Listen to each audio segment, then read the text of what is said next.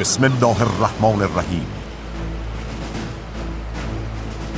اینک به منظور تحقق عدالت ارتباطی و اتصال جزایر خلیج همیشه فارس به عنوان پاره‌های تن سرزمین اصلی، طرح عملیاتی اتصال فیبر نوری جزایر ابو موسی، تنب کوچک و تنب بزرگ به بندر لنگه و به طول 120 کیلومتر انجام و اتصال فیبر دریایی جزیره کیش و هندورابی به طول 30 کیلومتر پس از چندین ماه تلاش بیوقفه مهندسین و متخصصان ایرانی تحت حمایت و نظارت شرکت ارتباطات زیرساخت به بهره برداری رسید. از دستاوردهای این طرح عملیاتی میتوان به افزایش بیش از 10 برابری سرعت و ظرفیت اجرای آن با هزینه کمتر نسبت به مشابه خارجی، رونق و شکوفایی جهت سرمایه‌گذاری، اتصال امن و پایدار و عبور از ارتباط رادیویی پر اختلال در شرایط بد جوی، گرما و رطوبت جزایر سگانه اشاره کرد. همچنین بهره‌مندی مردم جزایر ابو موسی،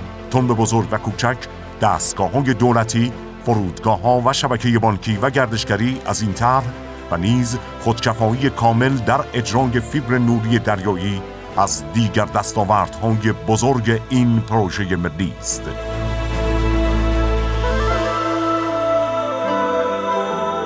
این